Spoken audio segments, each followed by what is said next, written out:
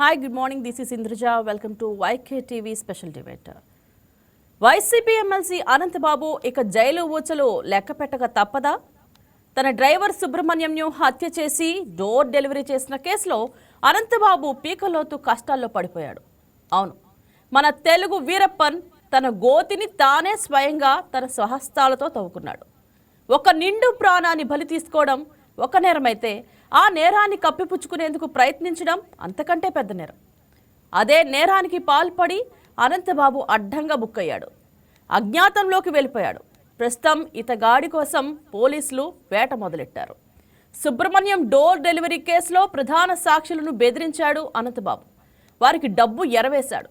డబ్బు తీసుకోవాల్సిందే, లేదంటే సాల్తీలు గల్లంతవుతాయంటూ సాక్షులను భయపెట్టాడు.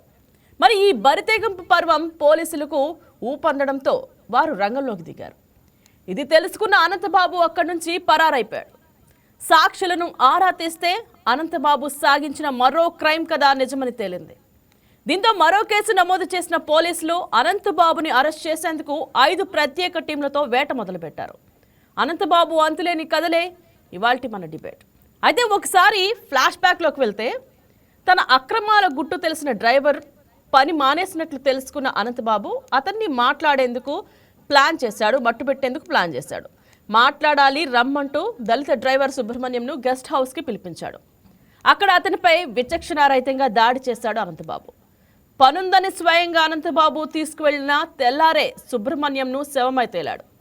అది కూడా సుబ్రహ్మణ్యం ఇంటి ఎదురుగానే ఎమ్మెల్సీ కారులోనే మృతదేహాన్ని బంధువులు గుర్తించారు. ఇదేంటని అప్పుడే ప్రశ్నిస్తే నాకేం తెలియదంటూ అనంతబాబు అక్కడి నుంచి పరారయ్యాడు. అయితే ఈ విషయం అప్పట్లో పెద్ద దుమారం రేపింది. సుబ్రహ్మణ్యం కుటుంబ సభ్యులు, దళిత సంఘాలు ఫిర్యాదు మేరకు అనంతబాబును పోలీసులు అదుపులోకి తీసుకున్నారు. సుబ్రహ్మణ్యంను తానే హత్య చేసినట్లు అనంతబాబు స్టేట్మెంట్ ఇచ్చినట్లు నాటి తూర్పుగోదావరి జిల్లా ఎస్పీ వెల్లడించారు కూడా.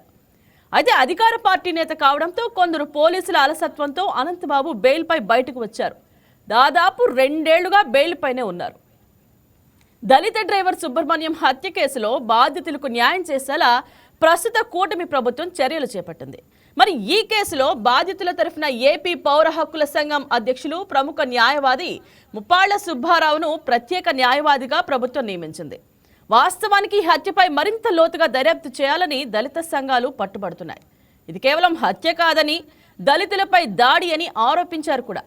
అనంతబాబు ఒక్కడే ఈ హత్య చేయలేదని, మరో 11 మంది కూడా ఈ కేసులో భాగస్వామ్యులుగా ఉన్నారని ఆరోపించారు.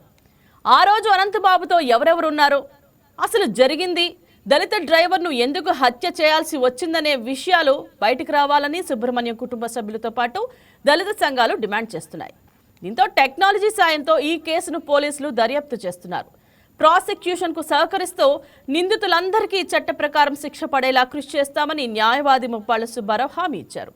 దీంతో వైసీపీ ఎమ్మెల్సీ అనంతబాబుకు శిక్ష ఖాయమనే మాట ఇప్పుడు బలంగా వినిపిస్తుంది. ఇక మన డిబేట్లోకి వెళ్తే, ఈరోజు హత్య చేయడమే దారుణం. చేసిన తప్పును ఎలాంటి భయం బెరుకు లేకుండా మృతదేహాన్ని నేరుగా ఇంటికి తీసుకువచ్చి అప్పగించి వెళ్ళమంటే ఇది బరితెగింపు కాదా? సాక్షులను ప్రలోభ పెట్టడం, దీన్ని ఎలా చూడాలంటారు? ఎస్, ఇదే అంశం గురించి మన డిబేట్లో పార్టిసిపేట్ చేయడానికి మేడా విజయ్ శేఖర్ రెడ్డి, టీడీపీ అధికార ప్రతినిధి, అలాగే జ్వాలాపురం శ్రీకాంత్, వైసీపీ మాజీ ప్రభుత్వ సలహాదారులు, దేవాదాయ శాఖ, అలాగే కోటిపల్లి అయ్యప్ప, రాజకీయ విశ్లేషకులు, advocate. Yes, good morning sir. Good morning madam. Sir ఇద్దరికి గుడ్ మార్నింగ్ సార్. ప్యానెల్లో ఉన్న సభ్యులకు కూడా నమస్కారం అండి.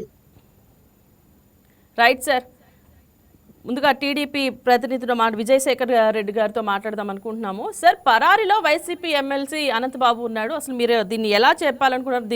దీని గురించి మీరు ఏం చెప్పాలనుకుంటున్నారు సార్? మేడం, ఇది ఒక అంటే పలుకుబడికి, లేదంటే రాజకీయంగా బలంగా ఉంటే, లేదా డబ్బుంటే చట్టాన్ని తన చుట్టంగా మార్చుకొని ఏ రకంగా రాష్ట్ర ప్రభుత్వాన్ని కావచ్చు, ప్రజలను కావచ్చు మాయ చేయొచ్చు, ఇబ్బంది పెట్టచ్చు. అట్లాగే ఈ న్యాయం, ధర్మం ఏదైతే ఉందో దాన్ని ఎలా అణగదొక్కచ్చు. ఇది ఎమ్మెల్సీ అనంతబాబు గారి ఆ కేసు చూస్తే మేడం నిజంగా కూడా బాధ కలుగుతోంది. అసలు మనము ఈ ప్రజాస్వామ్యంలోనే ఉన్నామా, లేదు ఎక్కడైనా రాచరిక పరిపాలనలో ఉన్నామా? ఈ అనంతబాబు లాంటి వీళ్ళంతా ఆ ప్రాంతాలకు ఏమన్నా రాజులా? వీళ్ళు చెప్పినట్టు జరగకపోతే ఎవరినైనా చంపేస్తారా? ఏ రకంగానైనా ప్రలోభ పెట్టడం, ఏ రకంగానైనా దౌర్జన్యాలు చేయడం, అన్యాయాలు చేసి యథేచ్ఛగా తిరగడం, అవసరమైతే ఉన్న డబ్బుతో రాజకీయ పలుకుబడితో పై లెవెల్లో మేనేజ్ చేయడం. అసలు ఇంతకన్నా బాధాకరమైన పరిస్థితి మేడం. అతను రాజకీయ నాయకుడు, సరే రాజకీయ నాయకులతో సత్సంబంధాలు ఉంటాయి, రాజకీయంగా మేనేజ్ చేస్తున్నా అంటే ఓకే. పోలీసులు మేనేజ్ చేస్తున్నా అంటే మేడం నిజంగా బాధాకరమైన విషయం. ఇప్పుడు ఈ రోజు అతని కోసము పోలీసులు వేట ప్రారంభించారని తెలిసే లోపలనే అతను పరారయ్యాడు అంటే అతనికి పోలీసుల్లో కూడా ఎవరైనా ఇన్ఫార్మర్స్ ఉన్నారా? పోలీసులు అతనికి ఇంకా సహకరిస్తున్నారా? మేడం, సుప్రీంకోర్టు వ్యాఖ్యానాలు ఈ మధ్య కాలంలో సుప్రీంకోర్టు ఎంత దారుణంగా వ్యాఖ్యానించింది మేడం. ఈ రకంగా రాజకీయ నాయకులు పోలీసులు కలిసి ప్రజాస్వామ్యాన్ని కూని చేస్తూ ఉంటే అసలు ఏం జరుగుతోంది? సమాజం ఎటువైపు పోవాలి? దీని మీద చర్యలు లేవా? ఎందుకు అనంతబాబు విషయంలో ఇంత లేట్ జరిగింది? ఎందుకు 90 రోజుల లోపల మీరు ఛార్జ్ షీట్ వేయలేదు? ఎందుకు సాక్షుల్ని సరిగా విచారించలేదు? ఎందుకు 60 ప్లేసుల్లో మేడం 60 చోట్ల సీసీ కెమెరా ఫుటేజ్లు ఉంటే ఎందుకు మీరు సరిగా వాటిని పరిశీలించలేదు? ఎందుకు అన్ని రకాల కోణాలను మీరు విచారించలేదు? అనంతబాబు భార్య అయిన దుర్గను ఎందుకు మీరు విచారించలా? ఎందుకు ఆయన మీరు ఇప్పుడే చెప్పారు 11 మంది కలిసి చేశారని. ఆ 11 మంది ఏమయ్యారు? ఎక్కడికి పోయారు మేడం? ఒక వ్యక్తి తనే మర్డర్ చేసి తన మనుషులతోనో కలిపి మర్డర్ చేసి ఆ వ్యక్తిని వాళ్ళ ఇంటి ముందుకు తీసుకెళ్లి డోర్ డెలివరీ చేశారంటే ఈ రాష్ట్రంలో, దేశంలో, ప్రపంచంలో ఎక్కడైనా జరిగిందా మేడం? ఇంతకుముందు అంటే నాకున్న జ్ఞానం ప్రకారము, నేను చూసిన దాని ప్రకారము ఎవరినైతే మనం చంపేస్తామో ఆ చంపేసిన వ్యక్తి వాళ్ళ ఇంటికి వెళ్ళి డెలివరీ చేయడం, డోర్ డెలివరీ. అసలు అది ఊహించడానికి అన్యాయమైన పరిస్థితి. అలా అతను చేశాడు అంటే అతను ఏ రకమైన మనిషి, ఎంత దారుణమైన ఆటవిక సామ్రాజ్యాన్ని మెయింటైన్ చేస్తున్న వ్యక్తి కాకపోతే ఈ రకంగా చేశాడు మేడం. ఇలాంటి వ్యక్తిని మేడం వాస్తవం చెప్తున్నా ఎన్కౌంటర్ చేసి కాల్చి చంపాలి. ఇలాంటి వ్యక్తులు సమాజంలో ఉండడానికి అనర్హులు మేడం. న్యాయం, ధర్మం ఓకే, చట్టం చట్ట ప్రకారం చేసుకెళ్ళాలి. దానికి పోలీసులు ఉండాలి, తర్వాత కోర్టులు ఉన్నాయి, అన్నీ ఉన్నాయి. కానీ పోలీసులే చుట్టాలయ్యారే, పోలీసులే ఏకపక్షంగా అతనికి సపోర్ట్ చేస్తున్నారే. సుప్రీంకోర్టు, హైకోర్టు ఈ రకంగా ముప్పాల సుబ్బారావు గారిని పబ్లిక్ ప్రాసిక్యూటర్ గా నియమించి ఇంత భీకరంగా ఒక పక్క ప్రభుత్వం పోరాడుతుంటే దీంట్లో లొసుగులు ఆసరాగా చేసుకొని పోలీసులను కొంతమందిని మేనేజ్ చేసి ఈ రకంగా ప్రవర్తిస్తున్న తీరు, దీన్ని ఏమనాలి మేడం? అందుకని నేను అంటున్నానండి, వీళ్ళకు చట్టానికి లోబడి వీళ్ళకి శిక్షలు వేయడం అనేది ఇది కరెక్ట్ కాదు. ఈ రకంగా ఈ పోలీసులు కావచ్చు, లేకపోతే కోర్టులు కావచ్చు, తప్పుదారి పట్టించే విధంగా వీళ్ళు ప్రవర్తిస్తున్న తీరు మేడం. అసలు అతనికి బెయిల్ ఇచ్చిందే కండిషన్ల బెయిల్. ఏమని ఇచ్చారు మేడం కండిషన్లు? నువ్వు ఏ రకంగానూ సాక్షుల్ని బెదిరించకూడదు, సాక్షుల్ని ఇన్ఫ్లుయెన్స్ చేయకూడదు, సాక్షులు జోలికి వెళ్ళకూడదు, ఏ రకంగానూ ఈ కేసుకు సంబంధించిన ఏదైతే సిచ్యువేషన్ ఉందో దాన్ని నువ్వు మార్చకూడదు. ఇలా రకరకాల కండిషన్లతో బెయిల్ ఇస్తారు మేడం. ఏ కండిషన్లు అయితే పెట్టి బెయిల్ ఇచ్చిందో సుప్రీంకోర్టు, ఆ కండిషన్లు అయితే కూడా దొక్కి ఆ కండిషన్లనే దెబ్బకొట్టి అక్కడ ప్రవర్తిస్తున్న తీరు చూస్తే దీన్ని ఏమనాలి మేడం? ఈ రకంగా నాకు తెలిసి పెద్ద రాజులు లేదంటే ఈ రోజు అతిపెద్ద రాజకీయంగా అద్భుతమైన స్టేజ్లో ఉన్నవారు కూడా చేయట్లేదే, భయపడుతున్నారే. అలాంటిది ఎమ్మెల్సీ అనంతబాబు అంత యథేచ్ఛగా చేస్తున్నారంటే అక్కడున్న పరిస్థితులు మేడం, వెనకబడిన సామాజికంగా వెనకబడిన వ్యక్తులు కొంతమంది అక్కడ ఉన్నమాట వాస్తవం. అది కొంత ఏజెన్సీ ప్రాంతం కావచ్చు, లేదంటే రకరకాలుగా వెనకబడిన జాతులు కావచ్చు, అక్కడ ప్రాంతం కావచ్చు, లేదంటే స్థితిగతులు కావచ్చు ఉండొచ్చు. కానీ ఇంతగానా మనం రాజ్యయుగంలో బతుకుతున్నామా? మనం ప్రజాస్వామ్యం లేవా? ఇది ఆధునిక భారతదేశం కాదా? అంటే ఇక్కడ ఎన్నో ప్రశ్నలు మేడం, రకరకాలుగా. నేను ఈ రోజు డిబేట్లోనే మాట్లాడట్లేదు. చాలా మంది మాట్లాడే మాటలనే నీకు చెప్తున్నా. నేను బయట ఎవరితో మాట్లాడినా కూడా ఏంటి సమాజం ఇంత దారుణంగా తయారవుతోంది, ఏంటి ఇలా పరిస్థితులు, ఇలా ఒక ఎమ్మెల్సీ ఇంతగా ముప్పు తిప్పలు పెడుతూ ఉంటే అతను ఏం చేయలేకపోతున్నారే అని ప్రజలే ముక్కును వేరేసుకునే పరిస్థితి వచ్చిందంటే ఆలోచించండి. అందుకే అంటున్నా మేడం, దీంట్లో అతి త్వరగా దీని విచారణ పూర్తి చేయాలా, లేదు అతను ఎదురు తిరిగితే అవసరమైతే ఎన్కౌంటర్ చేసే తప్పు లేదనేది నా భావన మేడం. ఇంకొక మాట ఏంటంటే అండి, ఇది వైసీపీ సామ్రాజ్యం ఏదైతే నడిచిందో 2019 నుంచి 24 వరకు, అక్కడ ఒక ఎమ్మెల్సీ అనంతబాబే కాదండి, నా ఎస్సీలు, నా బీసీలు, నా ముస్లింస్, నా మైనారిటీలు అని తిరిగిన జగన్మోహన్ రెడ్డి గారు ఇదంతా కూడా కేవలం నాటకాలు. బయటికి చెప్పేది ఒకటి, లోపల చేసేది ఒకటి. మేడం అంతెందుకు మేడం, నిన్న 15 రోజుల కిందట కడపలో పెద్ద దస్తగిరి అనే ఒక వ్యక్తిని వైసీపీ నాయకులే గంజాయి బ్యాచ్లో పెట్టి రకరకాల ప్లేసుల్లో, మేడం ఒక ప్లేస్ అతడు సినిమాలో ఒక డైలాగ్ ఉంటది, ఇక్కడ ఒక 10 మందిని పెడతాం, అక్కడ ఒక 2 జీవులు పెడతాం, అక్కడ ఒక 3 జీవులు పెడతాం అని. అలా ఆ పెద్ద దస్తగిరి అనే వ్యక్తిని దొంగల చెరువులో ఒక బ్యాచ్ అంటే మేడం, కలెక్టరేట్ దగ్గర ఒక బ్యాచ్, రిమ్స్ దగ్గర ఒక బ్యాచ్, రకరకాల బ్యాచ్లు పెట్టి అతన్ని అర్ధరాత్రి 2 నుంచి 3 గంటల ప్రాంతంలో అతి దారుణంగా పదుల సంఖ్యలో కత్తిపోట్లు, వాళ్ళ తమ్ముణ్ణి, ఆ పెద్ద దశనే తమ్ముణ్ణి కూడా కత్తిపోట్లు, ఇద్దరిని ఒకేసారి లేపేయాలా, చంపేయాలనే ఒక పద్ధతి. దీంట్లో ప్రధానమైన కారణం మేడం, వీళ్ళు 2019 నుంచి 24 మధ్యలో సంపాదించిన వేల కోట్ల బినామీ ఆస్తులు ఏదైతే ఉన్నాయో మేడం, ఇవేవి సక్రమంగా సంపాదించిన ఆస్తులు కాదు, ప్రభుత్వ ఆస్తులు, ప్రభుత్వ భూములు కొలగొట్టారు. ఎక్కడైతే ప్రైవేట్ యాజమాన్యాలు కొంత నెమ్మదిగా ఉంటాయో, సాఫ్ట్ గా ఉంటారో వాళ్ళని బెదిరించి వాళ్ళ దగ్గర రాయించుకోవడం, వారికి ఏదో ఒక రకంగా దాంట్లో ఒక ఇష్యూ క్రియేట్ చేయడం, ప్రైవేట్ యాజమాన్యాలకు ప్రైవేట్ భూముల్లో అక్కడ వాళ్ళని బెదిరించడం, ఎంతో కొంత డబ్బులు ఇచ్చి రాయించుకోవడం, ఇలా భూములందరినీ పూర్తిగా తన ఆధీనంలో తెచ్చుకొని ఇలాంటి బినామీ వ్యక్తుల మీద భూములను పెట్టి, ఈ పెద్ద దశగిరి అనే వ్యక్తి ఒక బినామీ, అతని పేరు మీద 250 కోట్లు పెట్టారండి మేడం. ఈ సామ్రాజ్యము, ఈ నేర సామ్రాజ్యం కడపలో ఏ రకంగా విస్తరించిందో ఒకసారి చూడండి. అంటే ఒక చిన్న సర్పంచ్ కాని వ్యక్తి మీద 250 కోట్లు ఉన్నాయంటే, భూములు విలువ చేసే భూములు ఉన్నాయంటే, ఇంకా పెద్ద పెద్ద లీడర్ల మీద ఎంత ఉండాలి మేడం? దీంట్లో ఏ 13 గా బండి నిత్యానంద రెడ్డి అని డిప్యూటీ మేయర్, మొన్నటిదాకా డిప్యూటీ మేయర్ గా ఉన్న ఒక వ్యక్తి, ఏ 13 అతనే మొత్తం దీనికి వ్యూహరచన, పథకరచన చేశాడు. ఎలా మేడం? ఒక మారెమ్మ జాతర, అక్కడ ఏదో ఇద్దరు కొట్లాడుకున్నట్టు ఒక మెలోడమా సృష్టించారు, పూర్తిగా నాటకీయ పక్కిలో దీన్ని ప్లాన్ చేశారు. దాని తర్వాత రకరకాలుగా 2-3 రోజులు గొడవ చేశారు. ఇలా నేనేమంటున్నా అంటే మేడం, ఇది ఇట్లా రకరకాల గలాటాలు. కడపలో ఒక రకంగా ఉంది, అట్లాగే ఏ రకంగా ప్రొద్దుటూరులో నందం సుబ్బయ్య అనే ఒక వ్యక్తి, బీసీ వ్యక్తిని చంపేశారు. అట్లాగే డాక్టర్ సుధాకర్ గారిని విశాఖపట్నంలో ఏ రకంగా హింసించి చంపేశారు.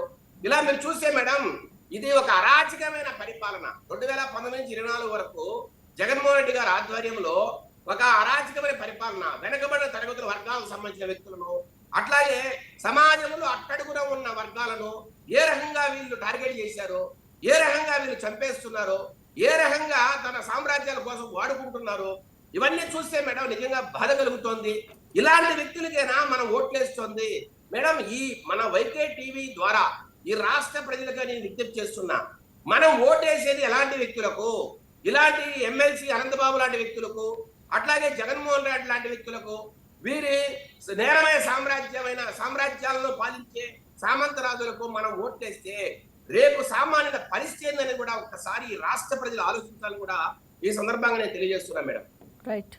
రైట్ అయ్యప్ప గారు, ఇప్పుడు సార్ చెప్పిన మాట అంతా విన్నారు కదా సార్, మీరు చెప్పండి, 2 ఏళ్లుగా ఈ కేసు బెయిల్ మీద ఉంటుంది చూస్తే ఇది రాజకీయ ప్రభావం వల్లే జరిగిందని మీరు అనుకుంటున్నారా? మీరు 2 ఏళ్ళు అంటారేంటండి? 4 సంవత్సరాలు అయింది ఈ కేసు మొదలైంది. 2022 మే 19వ తారీఖున బెయిల్ ఎప్పుడు వచ్చింది సార్? బెయిల్ 2023లో వచ్చింది, 23లో వచ్చిందండి. కానీ హత్య జరిగింది 2022 మే 19వ తారీఖున వీధి సుబ్రహ్మణ్యం అనే వ్యక్తి ఈ అనంతబాబు గారి దగ్గర డ్రైవర్ గా పనిచేసేవాడు. డ్రైవర్ గా పనిచేసి కొంతకాలం పనికి రాకపోతే మళ్ళీ ఫోన్ చేసి అతను రప్పించిన తర్వాత కొంత వాగ్వాదం జరిగిందని, అప్పుడు అతన్ని కొట్టి విచక్షణారహితంగా కొట్టి చంపారని చెప్పి అతను ఒంటి మీద దెబ్బలు ఉన్నాయని post master report, call data ఆధారంగా, అక్కడ సీసీ ఫుటేజ్ల ఆధారంగా ఇతన్ని మే 22 విచారణ మొదలు పెడితే 26వ తారీఖున అరెస్ట్ చేయడం జరిగింది 2022లో. ఆ తర్వాత ఇతను హైకోర్టుకు వెళ్ళారు, సుప్రీంకోర్టును ఆశ్రయించారు. సుప్రీంకోర్టు కొన్ని కండిషన్స్ తోటి బెయిల్ ఇవ్వడం జరిగింది. ఎప్పుడైనా సరే కొన్ని ప్రొవిజన్స్ ఉంటాయండి. 439 మనకి ఏదైతే సిఆర్పిసిలో ఒక వ్యక్తికి బెయిల్ ఇవ్వాలంటే ఆ కేసు సంబంధించినటువంటి వ్యక్తుల్ని ప్రలోభాలకి గురి చేయకూడదని, ఎవరైనా సాక్షులను బెదిరించకూడదని, అట్లాగే దేశం గాని, రాష్ట్రం గాని విడిచి వెళ్ళినప్పుడు అక్కడ లోకల్‌లో ఉండేటువంటి పోలీస్ స్టేషన్‌కి ఇన్ఫార్మ్ చేయాలని, ఇట్లా కొన్ని షరతులతో కూడినటువంటి బెయిల్ మంజూరు చేస్తారు.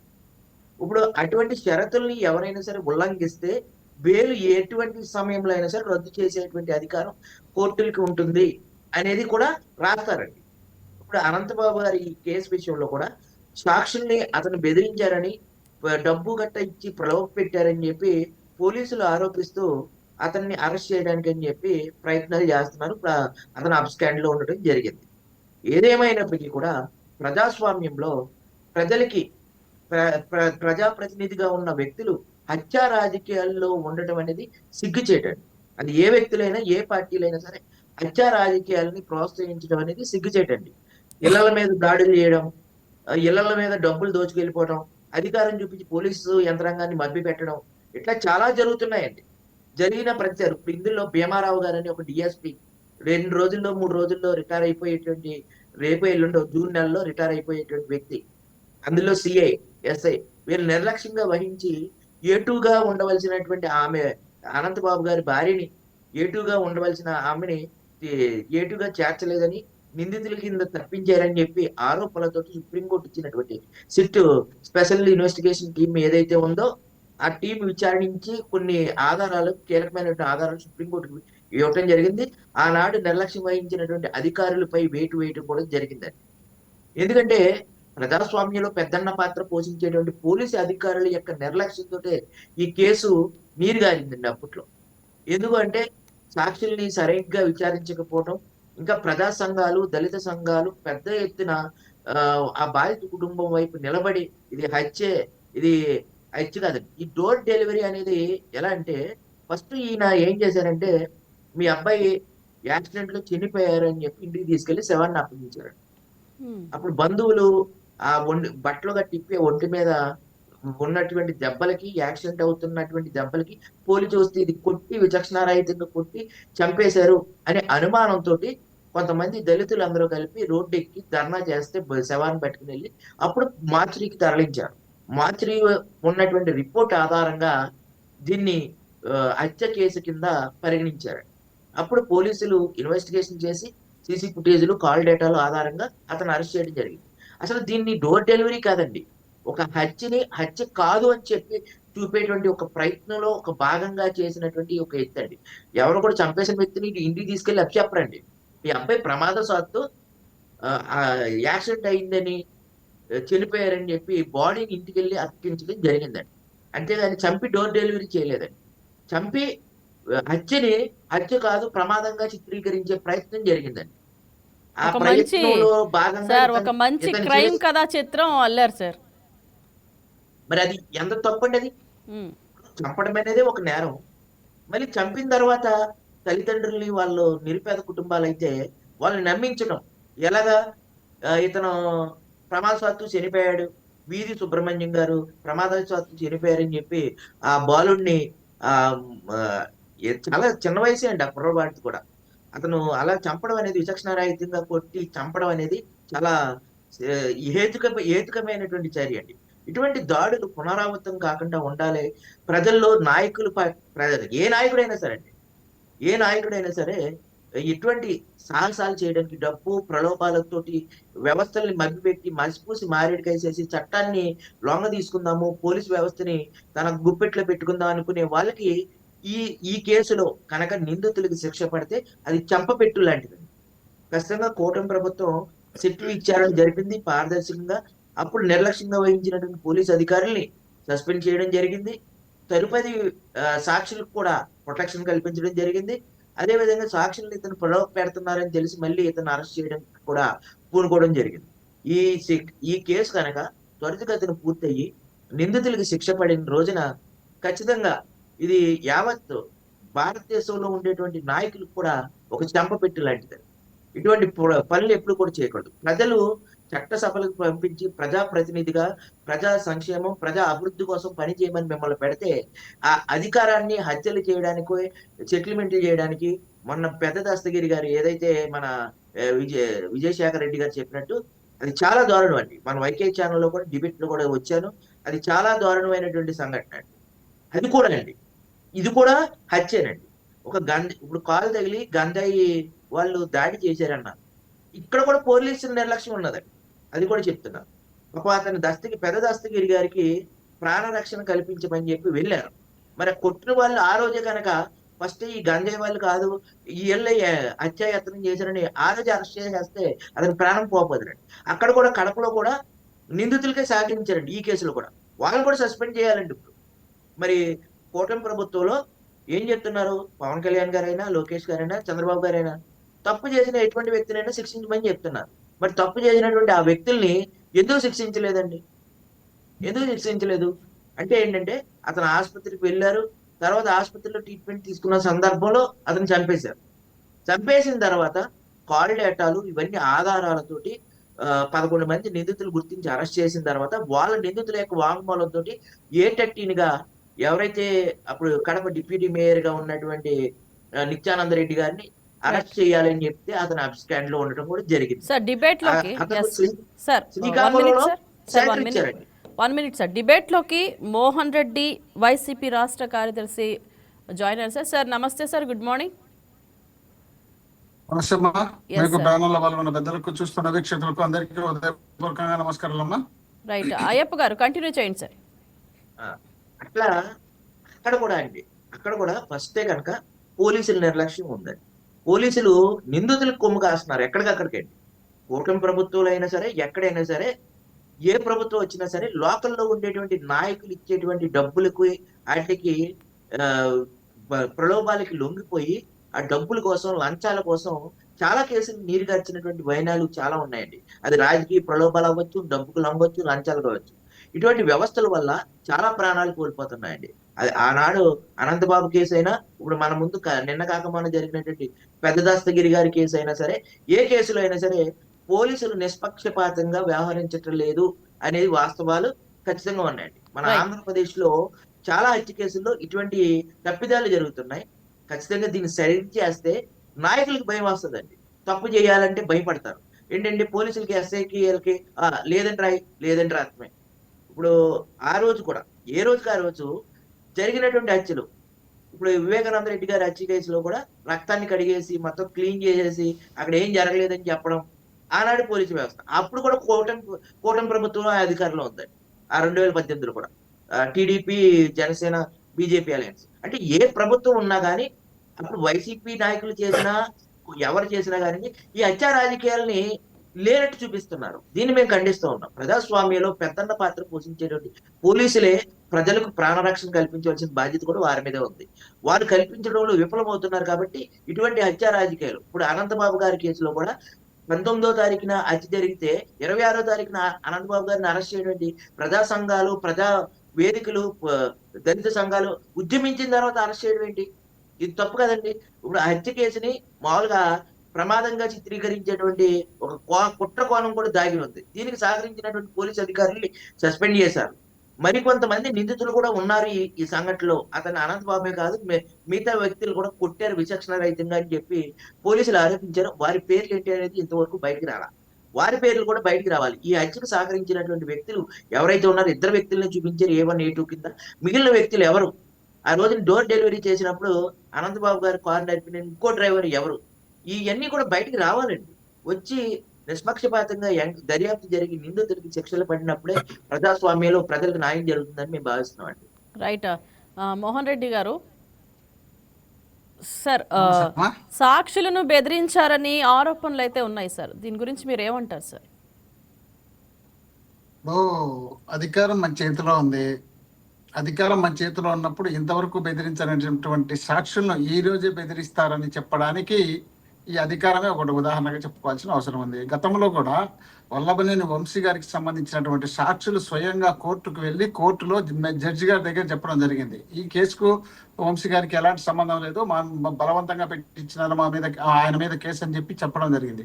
ఆ తర్వాత వాళ్ళను సాక్షులను మళ్ళీ పిలిపించుకొని వాళ్ళని బెదిరించి వాళ్ళను బ్లాక్మెయిల్ చేసి రకరకాల కారణాలతో ఒత్తిడి చేసినప్పుడు వాళ్ళు మళ్ళీ పోయి కేసు పెట్టాల్సి వచ్చింది. వాళ్ళ తమ్ముడు ఎవరో పోయి మళ్ళీ కేసు పెట్టి ఆ కేసులో మళ్ళీ తీసుకుపోయి అరెస్ట్ చేసినారు. మన చేతిలో అధికారం ఉన్నప్పుడు ఏముందమ్మా, నందిని పందిని చేయొచ్చు, పందిని నంది చేయొచ్చు. ఆ పని వీళ్ళు చేస్తున్నారు. ఇప్పుడు ఒక కేసు, పెద్ద చిన్న కేసులు పక్కన పెడితే పెద్ద case doctor YS Rajasekhara Reddy గారికి తమ్ముడు, రాష్ట్రంలో మంత్రి, ఎంపీ, ఎమ్మెల్సీగా ఇన్ని పనులు చేసినటువంటి వివేకానంద రెడ్డి గారి హత్య కేసులో వీళ్ళు అధికారంలో ఉన్నప్పుడు హత్య జరిగింది. హత్య జరిగిన తర్వాత ఆ హత్య పూర్వపరాలు పరిశీలించాల్సిన బాధ్యత అప్పుడు ఉన్నటువంటి ప్రభుత్వానికి ఉంది. స్వయంగా చంద్రబాబు నాయుడు గారు 14 సంవత్సరాలు అప్పటికే దాదాపు ముఖ్యమంత్రిగా అనుభవం ఉన్నటువంటి చంద్రబాబు నాయుడు గారు అలాంటి నాయకుడుగా ముఖ్యమంత్రిగా పనిచేస్తున్నటువంటి వ్యక్తి దాన్ని పూర్తి స్థాయిలో సమగ్రమైనటువంటి విచారణ జరిపించి దాని మీద నిగ్గు తేల్చాల్సిన బాధ్యత ఉన్నటువంటి చంద్రబాబు నాయుడు గారు డైవర్ట్ చేసి అసలు ఏ సబ్జెక్ట్ వచ్చినా ఒక ముఖ్యమంత్రి స్థాయిలో ఉన్నటువంటి వ్యక్తి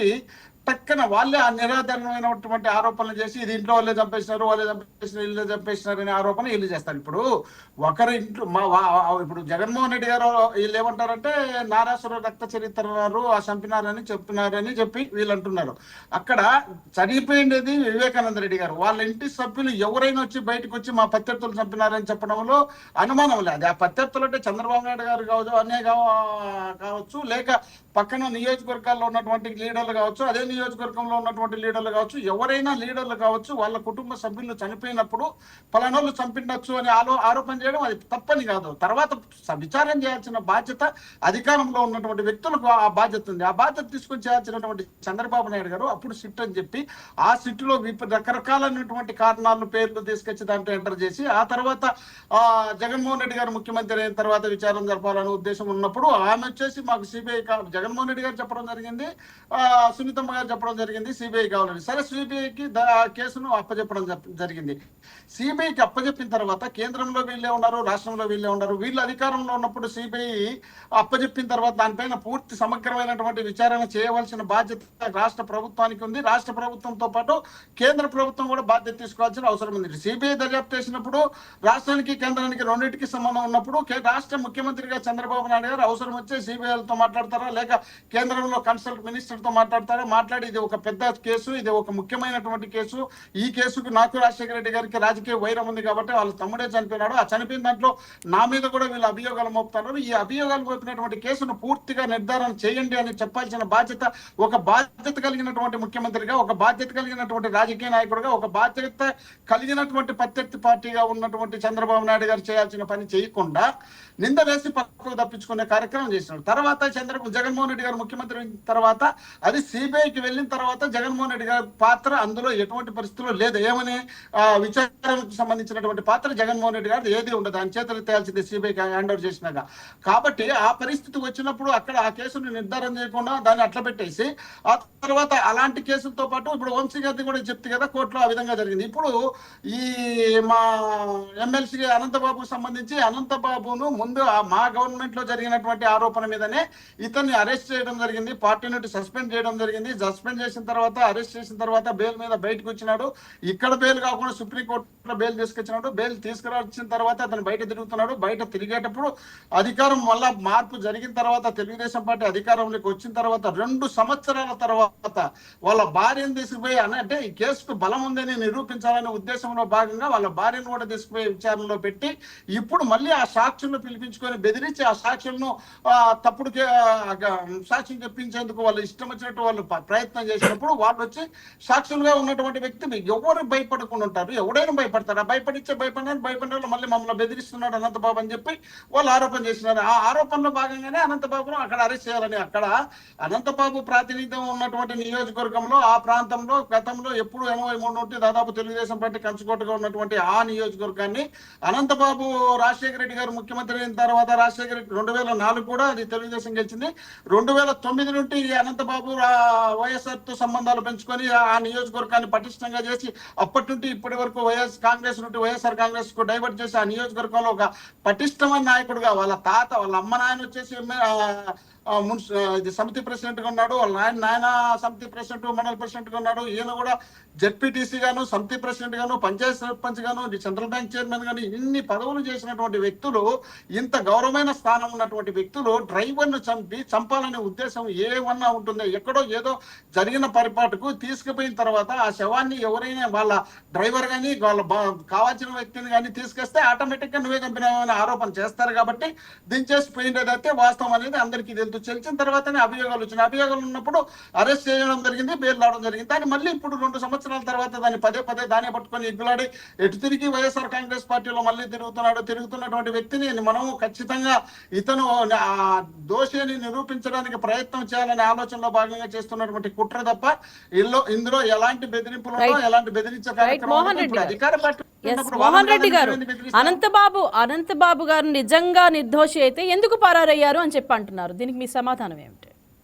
ఇప్పుడు ఒకటి తల్లి, ఒక మర్డర్ కేసు మీద అభియోగాలు ఉన్నప్పుడు అధికార పార్టీ ఉంటే ఒకవేళ డైరెక్ట్ బై ఫేస్ చేసి వాళ్ళతో మాట్లాడి చెప్పి రావచ్చు ఓపెన్ గా. వీళ్ళు ఉద్దేశపూర్వకంగా మనసులో పెట్టుకున్నప్పుడు ఖచ్చితంగా ఇతను తీసుకుపోతేనే ఆ కేసు మీద మళ్ళీ అరెస్ట్ చేసి లోపల పెడతారు. లేదంటే అక్కడ ఎవరో ఒకరు ఒక సాక్షుల్లో దళితులు ఉన్నారనుకో, వాళ్ళని తిట్టారని చెప్పి SC ST అట్రాసిటీ కేసు పెట్టి ఆ కేసుతో పాటు మళ్ళీ ఈ కేసు కడతారు. ఈ కేసు కట్టి ఆ కేసు కట్టి అతను జైల్లో పెట్టేందుకు వీళ్ళు కుట్ర పడినారు. కాబట్టి ఇప్పుడు మనం బయట న్యాయం పోరాటం చేద్దాము, కోర్టు నుండి మనం తెచ్చుకోవాల్సిన బెయిల్ తెచ్చుకుందామనే ఉద్దేశంలో భాగంగా ఆయన వెళ్ళినాడు తప్ప ఆయన ఏదో వీళ్ళ దగ్గర కూర్చొని వీళ్ళు పదాం పార్టీ లోపలి పోయి కూర్చొని జైల్లో పెట్టేసి ఆ తర్వాత కేసు మీద కేసు ఆ కేసు పోతే మళ్ళీ అవసరం వచ్చి ఇంకొక జిల్లాలో కేసు పెట్టించి ఆ జిల్లా నుండి ఇంకో జిల్లాలో కేసు పెట్టించి చూసినాం కదమ్మా. పోసాని మురళీకృష్ణ గారిని చూసినాం, అదేవిధంగా అంబటి రాంబాబు గారిని చూసినాం, అదేవిధంగా వంశీ గారిని చూసినాం. ఇట్లా రకరకాల కేసులు పెట్టినటువంటి సందర్భాలు ఆంధ్రప్రదేశ్ లో కనిపిస్తున్నాయి కదా.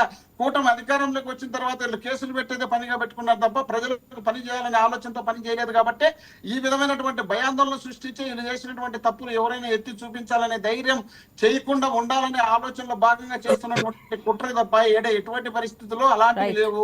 కేసు కట్టారు, చట్టం ముందు ఉంది, చట్టం ముందు ఉన్నప్పుడు చట్టం చూసుకుంటుంది. చట్టంలో చూసుకోవాల్సిన బాధ్యత ఉన్నప్పుడు మీరు దాంట్లో జోక్యం చేసుకోకుంటే ఆ సాక్షులు వాళ్ళు ఏదో చూసుకుంటారు. ఇప్పుడు అధికార పార్టీ లేనప్పుడు మేము పోయి బెదిరించి వాళ్ళని డామినేషన్ చేసి కొడితే మళ్ళీ ఇమీడియట్ కేసులు వస్తాయనేది అనంతబాబుకి తెల్ల బుర్రలేనోడా బుద్ధి లేనోడా ఆయన కూడా తెలిసింటది కదా ఇలాంటివన్నీ ఉంటాయని. అదే విధంగా ఇప్పుడు విజయసాయి రెడ్డి గారు, విజయశేఖర్ రెడ్డి గారు, విజయశేఖర్ రెడ్డి గారు, మోహన్ రెడ్డి గారు అంటున్నారు అధికారంలో ఉన్నప్పుడు చట్టం వేరేలా పనిచేస్తుంది అని చెప్పి అంటున్నారు. దీనికి మీరు సమాధానం ఏం చెప్తారు?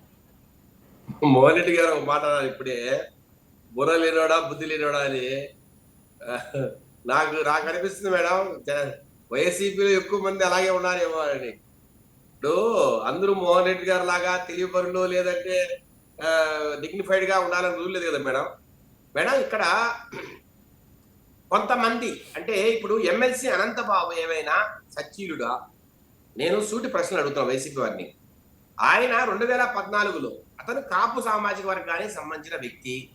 2014లో రంపచోడవరం కాన్స్టిట్యున్సీకి వెనుకబడే వర్గాలకు సంబంధించిన వ్యక్తిగా సర్టిఫికెట్ పొంది ఆ రకంగా పోటీ చేయాలని ప్రయత్నించిన వ్యక్తి. అతను మంచివాడని మోహన్ రెడ్డి గారు ఎలా సర్టిఫికెట్ ఇవ్వాలనుకుంటారో నాకైతే అర్థం కావట్లే. అంటే జగన్మోహన్ రెడ్డి గారికి వాళ్ళ సచ్చీలత గురించి కానీ క్యారెక్టర్ గురించి కానీ అవసరం లేదా?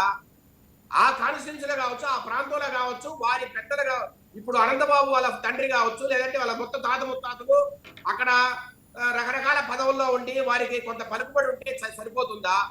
పార్టీకి మేలు జరిగితే వారు ఏ తప్పులు చేశారు జగన్మోహన్ రెడ్డి గారు పట్టించుకోరా మేడం? ఇక్కడ హైకోర్టు వ్యాఖ్యానాలు చూడాలి, మనం సుప్రీంకోర్టు వ్యాఖ్యానాలు చూడాలి. ఇప్పుడు కేవలం ఏదో తెలుగుదేశం పార్టీ ప్రభుత్వం ఉంది ఇక్కడ కాబట్టి మేమేదో వాళ్ళని ఇబ్బంది పెడుతున్నామనే మాట మాట్లాడుతున్నారు. కానీ ఇక్కడ సుప్రీంకోర్టు ఏం వ్యాఖ్యానించింది మేడం? 90 రోజుల లోపల మీరు ఎందుకు ఛార్జ్ షీట్ వేయలేదు? ఎందుకు డిఫాల్ట్ బెయిల్ ఇవ్వాల్సి వచ్చింది? ఏ రకంగా పోలీసులు అట్లాగే నిందితులు కుమ్మక్కయ్యారు? మేడం గూగుల్ టేక్అవుట్స్ అనేది చాలా ఇంపార్టెంట్ ఇన్ఫర్మేషన్. మీరు టెక్నాలజికల్ గా మనము ఈ గూగుల్ టేక్అవుట్ ఏదైతే ఉందో ఈ మధ్య కాలంలో వస్తున్న టెక్నాలజీ వాటిని ఉపయోగించుకొని ఈజీగా ఈ కేసును సాల్వ్ చేయాల్సిన పరిస్థితులు పూర్తిగా పోలీసులు పక్కన పెట్టారు. ఆ ఇన్ఫర్మేషన్ అంతా ఈ రోజు మనకు లేకుండా పోయే పరిస్థితి. గూగుల్ టేక్అవుట్ అనే ఏదైతే ఇన్ఫర్మేషన్ మనకు అవసరమో ఎక్కడెక్కడ అంటే గూగుల్ టేక్అవుట్ అంటే మేడం వీళ్ళ డమ్స్ ఎక్కడెక్కడ ఎవరెవరు ఉన్నారు ఆ సెల్ ఫోన్ నెంబర్ ఆధారంగా ఎవరెవరు ఏమేమి ఎక్కడెక్కడ ఉన్నారు ఏమేమి చేశారు అనేది కొత్త ఇన్ఫర్మేషన్ వస్తుంది. అలాంటి ఇన్ఫర్మేషన్ మనం పోగొట్టుకున్నాం. ఎందుకు పోగొట్టుకున్నాం? కేవలం అప్పుడున్న అధికారులు సరిగా ప్రవర్తించలేక ఆ రకంగా కుమ్మక్కయ్యి డబ్బులు తీసుకున్నారో లేకపోతే వేరే రకాలుగా కుమ్మక్కయ్యారో లేదంటే మోహన్ రెడ్డి గారు చెప్పినట్టు ఈయన బడా నాయకుడు కాబట్టి ఆ ప్రాంతం అంతా ఈయనకు భయపడి ఏమన్నా పోలీసులు ఇరికి తగ్గారు, మరి రకరకాలుగా సుప్రీంకోర్టు అసలు రాజకీయ నాయకులకు పోలీసుల మధ్య ఈ ఏదైతే నేర ప్రవృత్తికి సంబంధించిన విషయంలో ఈ రకంగా ఉన్న సంబంధాలు ఇవి సమాజానికి మంచి చేస్తాయా, ప్రజాస్వామ్యానికి మంచి చేస్తాయా, ఈ రకమైన పరిస్థితులు భారతదేశంలో నెలకొంటే రేపు ప్రజలకు న్యాయం ఎలా జరుగుతుందని సుప్రీంకోర్టు న్యాయమూర్తి కామెంట్ చేసిన పరిస్థితిని దయచేసి వైసీపీ వారు గమనించాలి. ఇలాంటి అన్యాయమైన వ్యక్తులకు, అరాచక వ్యక్తులకు సపోర్ట్ చేయడం మానేయాలి. ఎస్ మేడం, అక్కడ వైసీపీ వ్యక్తే కావచ్చు, కానీ వైసీపీ వారు కూడా అతను ఎప్పుడో పక్కన పెట్టిండాలి. ఎప్పుడైతే బెయిల్ వచ్చిందో వచ్చి రాగానే ఆయన్ను స్టేజ్ మీద పిలిపించుకోవడము, లేదంటే జగన్మోహన్ రెడ్డి గారు ఏ వాహనం మీద తిరుగుతున్నారో ఆ వాహనం మీద ఎక్కించుకొని ఆయన ఏదో ఒక ప్రజానాయకుడుగా, ఆయన ఏదో ప్రజల సంరక్షకుడుగా ఆయన చూపించడము. ఇలా మేడం జగన్మోహన్ రెడ్డి గారు ఇక్కడే కాదు మేడం, ఇప్పుడు మోహన్ రెడ్డి గారు ఒక మాట అన్నారు, సిబిఐ విచారణ మేము చేయట్లేదు అంటాడు. మీరు అడుగుతున్నా మేడం, నారాసుర రక్త చరిత్ర అని చెప్పింది ఎవరు? మీరే. ఆదినారాయణ గారి మీద, బీటిక్ రవి మీద తోసింది ఎవరు? మీరే. ఆ రకంగా అక్కడ ఉన్న సిఐ శంకరయ్య మేనేజ్ చేసింది ఎవరు? మీరే. మేడం, సిఐ శంకరయ్య ఆఖరికి లీగల్ నోటీస్ పంపించారండి చంద్రబాబు నాయుడు గారికి. ఒక రాష్ట్ర ప్రభుత్వ అధినేతకు ఒక సిఐ ఒక లీగల్ నోటీస్ పంపించాడంటే ఎంత అరాచకమైన పరిస్థితి మేడం. ఎక్కడైనా పోలీసులు ఎంత డిసిప్లైన్డ్ ఫోర్స్ అండి అది. పోలీస్ డిపార్ట్మెంట్ చాలా డిసిప్లైన్డ్ డిపార్ట్మెంట్. ఎవరి సిఐ డిఎస్పీ కూడా లీగల్ నోటీస్ పంపకూడదు. అలాంటి పరిస్థితుల పోలీస్ డిపార్ట్మెంట్ శంకరయ్య అనే ఒక సిఐ ఆ రోజు పులివెందులో పనిచేసిన వ్యక్తి నేరుగా ముఖ్యమంత్రి గారికి లీగల్ నోటీస్ పంపించాడంటే ఈ మధ్యకాలంలో ఎంత పరిధులు దాటి ప్రవర్తిస్తున్నారు. అసలు ఈ సమాజానికి మంచిదేనా? పోలీస్ డిపార్ట్మెంట్ మంచిదేనా? ఈ రకంగా శంకరయ్యని రెచ్చగొట్టింది ఎవరు? జగన్మోహన్ రెడ్డి అంటే బ్యాచ్ కాదా? లేకపోతే అతనికి అంత ధైర్యం ఎలా వస్తుంది? ఒక ముఖ్యమంత్రికి లీగల్ నోటీస్ పంపించే స్థాయికి ఎలా ఎదిగాడు అతను? మేడం, ఇవన్నీ ఆలోచించాలి. రైట్, మోహన్ రెడ్డి గారు ఏదో చెప్పాలనుకుంటున్నారు సార్. మోహన్ రెడ్డి గారు, విజయశేఖర రెడ్డి గారు ఏమంటున్నారంటే, శంకరయ్య మా ముఖ్యమంత్రి గారికి నోటీస్ ఇచ్చినారు, ఎంత ధైర్యం ఉండాలా అంటున్నారు. అసలు విషయం కడప జిల్లాలో మరి చూసినాడో లేదో నాకు తెలియదు, కానీ జగన్మోహన్ రెడ్డి గారు ప్రతిపక్ష నాయకుడుగా ఉన్నప్పుడు పోలీస్ స్టేషన్ దగ్గర శంకరయ్య గారు సిఐగా ఉన్నప్పుడు ధర్నా చేసిన సంఘటనలు ఉన్నాయి. మీకు గుర్తుందో లేదో? అక్కడ పోలీస్ స్టేషన్ దగ్గర ధర్నా చేసినారు. అంబక్కపల్లికి సంబంధించి అక్కడ ఒక రైతును సర్పంచ్ ఏదో తీసుకొచ్చి వాళ్ళు అరెస్ట్ చేస్తే దానికి సంబంధించి మాట్లాడితే దానికి ఆయన ఇరెగ్యులర్ గా రెస్పాన్సిబుల్ గా సమాధానం చెప్పకపోతే ధర్నా చేసిన సంఘటనలు ఉన్నాయి. వేంపల్లెలో, పులివెందుల నియోజకవర్గం వేంపల్లెలో రాజశేఖర రెడ్డి గారి మీద సిబిఐలో కేసులు నమోదు చేయించినారనే ఉద్దేశంలో భాగంగా సోనియా గాంధీ గారి దిష్టి బొమ్మ కాల్చినానని నేను నా పేరు పెట్టినాడు. అక్కడ ఉన్నటువంటి ఎస్ఐ అడిగినాడు, సార్ అతను ఏదో అనంతపూర్లో ఉంటాడు కదా, అతన్ని ఎందుకు మనం ఇక్కడ మెన్షన్ చేయాలంటే, అయ్యా ఇతనికి కడప జిల్లాలో సంబంధాలు ఉన్నాయి, జగన్మోహన్ రెడ్డి గారు చాలా దగ్గరగా ఉంటాడు, పెట్టండి కేసు అని చెప్పి పెట్టించినటువంటి శంకరయ్య గారు మాకు సంబంధించిందంటే ఆయన నిజాయితీగా పనిచేస్తున్నాడు కాబట్టి, ఆయన మీద ఉద్దేశపూర్వకంగా ఆరోపణలు చేసినారు కాబట్టి, ఆయన వివేకానంద రెడ్డి కేసులో ఈయన దగ్గరుండి కేసులు నడిపించినాడని చెప్పినారు కాబట్టి, అయ్యా నేను మీకు పని చేసినానని వాళ్ళు అంటారు, వాళ్ళకి పని చేసినానని మీరంటారు, అనవసరమైన నిందలు నా మీద వేస్తే నేను మోసుకోవాలనే ఉద్దేశంలో భాగంగా ఆయన నోటీస్ ఇస్తే ఆయన డిస్మిస్ చేశారు పదవిలో లేకుండా. ఎక్కడ ఏదైనా మీ ప్రభుత్వానికి ఒక్క క్వశ్చన్ చేస్తే పార్టీ సస్పెండ్ చేస్తే చూసినాం, నోటీసులు ఇస్తే చూసినాం, ఏకంగా డిస్మిసే. మా ఉద్యోగ సంఘాల అధ్యక్షుడు వెంకటరామరెడ్డి ఉంటే ఆ వెంకటరామరెడ్డి మా పార్టీకి సానుభూతి పరుడుగా ఉన్నాడనే ఉద్దేశంలో భాగంగా ఆర్టీసీ డిపోల్లో ఎలక్షన్ల పాటు ప్రచారం చేసినాడని చెప్పి ఏ అభియోగం లేకపోయినా, అక్కడ ఫోటో లేదు, పేపర్ స్టేట్మెంట్ లేదు, సీసీ కెమెరాలు లేవు, ఏమీ లేనటువంటి వ్యక్తిని డిస్మిస్ అంటే, ఇంకా అధికారులు ఎవరే కానీ వైఎస్ఆర్ కాంగ్రెస్ పార్టీ నాయకుల కల్లా చూడకూడదు, సానుభూతిగా చూడకూడదు, వాళ్ళకు సపోర్ట్ చేయకూడదు, వాళ్ళు చెప్పినట్టు వినకూడదు, కేవలం మేము చెప్పిందే శాసనం, మేము చేసిందే శాసనం, మేము చెప్పినట్టే వినాలనే ఉద్దేశంలో భాగంగా కూటమి ప్రభుత్వం చేస్తుంది. కాబట్టి అందులో భాగమే అనంతబాబు గారి కేసు కూడా. ఇప్పుడు అయ్యప్ప గారు చెప్పినారు, అయ్యప్ప గారు ఒక మాట చెప్పినారు, ఏమని, అనంతపురం పెద్ద దస్తగిరి కడపలో అతనిపై డైరెక్ట్ పోలీసులను అడిగితే పోలీసులు రక్షణ కల్పించలేదు. మరి అక్కడ మీరు కూటమిలో ఉన్నటువంటి అధికారంలో ఉన్నటువంటి మీరు మావాడు వైఎస్ఆర్ కాంగ్రెస్ పార్టీకి సంబంధించినటువంటి వ్యక్తి దస్తగిరి అని అతనిపై మీకు రిక్వెస్ట్ చేసుకుంటే పోలీసులకు డిపార్ట్మెంట్ వాళ్ళు స్పందించాల్సినటువంటి వ్యక్తులు స్పందించకపోతే మీ కళ్ళ ముందర హత్యలు చేసి ఆ కత్తిని తీసుకొచ్చి మా మీద రుద్దుతారంటే ఎంత గొప్పలు అనుకోవాలా, మీరు ఎంత మేధావులు అనుకోవాలా, ఎంత అవకాశవాదులు అనుకోవాలా, ఎంత బాగా వినియోగించుకుంటారు ప్రభుత్వాన్ని అనుకోవాలా. ఈ విధమైనటువంటి దిగజారుడు రాజకీయ రాజకీయాలు శాశ్వతంగా ఉండవు, ఇది మంచి పద్ధతి కాదు, పద్ధతి ప్రకారం రాజకీయాలు చేయాల్సిన అవసరం ఉంది. అధికారం ఒకసారి మీకు వస్తుంది, ఒకసారి మాకు వస్తుంది, అధికారమే శాశ్వతమని మన ఇష్టం వచ్చినట్టు అక్రమ కేసులు పెడితే, ఈ అక్రమ కేసులు రేపు మళ్ళీ ప్రతిఫలంగా పెడితే ఇవి అందరికీ ఇబ్బంది కదా. ప్రజాస్వామ్యబద్ధంగా మనం ఏదైనా ప్రజలకు సేవ చేయాలని రాజకీయ పార్టీలు పెట్టి రాజకీయాల్లోకి వస్తే లేనిపోని అక్రమ కేసులన్నీ మనకు అవకాశం వచ్చింది కదా అని కేసుల్లో ఇరికిచ్చే కార్యక్రమం చేసుకుంటూ పోవడం ఎంతవరకు సమంజసమని నేను అడుగుతున్నా. కాబట్టి ఇప్పటికైనా మీరు వాస్తవాలు తెలుసుకోవాల్సిన అవసరం ఉంది. అది కోర్టులో ఉన్నటువంటి కేసు అయినప్పుడు మీకు అంత డౌట్ ఉంటే సాక్షులకు సెక్యూరిటీ కల్పించండి, లేదా మీ ఆధీనంలో పెట్టుకోండి. మా వాడు పెద్ద దౌర్జన్యపరుడని మీరు అంటున్నారు కదా, అధికారంలో లేనప్పుడు మేము దౌర్జన్యం చేయడం ఏంటి? పెద్ద పెద్ద లీడర్లే మీ దెబ్బలకు తట్టుకోలేకపోయినారు. అలాంటి వ్యక్తులు ఈ రోజు అనంతబాబు లాంటి ఒక చిన్న లీడర్, నియోజకవర్గ స్థాయి కూడా కానీ ఇటువంటి లీడర్ను ఆయన మీ మీద డామినేషన్లు చేసి దౌర్జన్యాలు చేసేటంత స్థాయి లేదు కదా. ఒకవేళ మీకు అదే అనుమానం ఉంది, కేసు నిజంగా పూర్వపరాల్లో వాస్తవాలు ఉన్నాయని మీకు తేలినప్పుడు సాక్షులకు సెక్యూరిటీ కల్పించే తర్వాత శిక్ష పడిన తర్వాత సాక్షులు బయటకు వదలండి. అలాంటివి మీ చేతిలో ఉండేవి మీరు చేయకుండా ఉద్దేశపూర్వకంగా చేయడం కూడా తప్పే కదా అంటున్నా. రైట్ సార్, మీరు చెప్పండి సార్. విజయశేఖర్ రెడ్డి గారు మీరేమంటారు? మేడం, ఒకటి ఆలోచించాలి. కడపలో ఈ పెద్ద దస్తగిరి హత్య జరిగిన తర్వాత ఒక్క 1-2 days లోనే డిఎస్పీ గారిని ట్రాన్స్ఫర్ చేశారు. అట్లాగే అక్కడ తాలూకా సిఐగా ఉన్న రెడ్డప్ప గారిని విఆర్కి పంపించారు. అట్లాగే ఆయన ఏ తాలూకా లిమిట్స్ లో అయితే ఈ మర్డర్ జరిగిందో ఆ టైంలో సిఐ గారు లీవ్ లో ఉన్నారండి. అంటే ఇక్కడ ఏమైనా కుట్రదా ఉందా? ఒక సిఐ గారు లీవ్ లో ఉన్నప్పుడు ఆ లిమిట్స్ లో ఒక మర్డర్ జరిగిందంటే దీన్ని ఏమనుకోవాలి? ఆ తర్వాత ఆ టైంలో చిన్న చౌక్ సిఐ ఎస్ఐ ఎవరైతే ఉన్నారో వారిని కూడా ఈ మధ్యకాలంలో విఆర్కి పంపించారు. అంటే వారు కూడా ఈ కేసు విషయంలో తప్పుదారి పట్టించే విధంగా ప్రవర్తించారు. డిఎస్పీ గారు దీనికి మూల కారణము. ఈ రకంగా మేడం పోలీసులు మేడం ఇక్కడ ప్రభుత్వం ఏదైనా కావచ్చు, మీరు 2019 నుంచి 24 మధ్యలో మీరు ఎలా అయితే పోలీసు వ్యవస్థను వాడుకొని మేడం చంద్రబాబు నాయుడు గారు పొద్దున లేచి ఎందుకు మాట్లాడతారు, మీరు విధ్వంసం చేస్తున్నారని. ఇదే మేడం వ్యవస్థల్ని మీరు భ్రష్టు పట్టించారు, వ్యవస్థల్ని మీరు విధ్వంసం చేశారు, వాళ్ళని అవినీతి లంచగొండి పనులుగా తయారు చేశారు.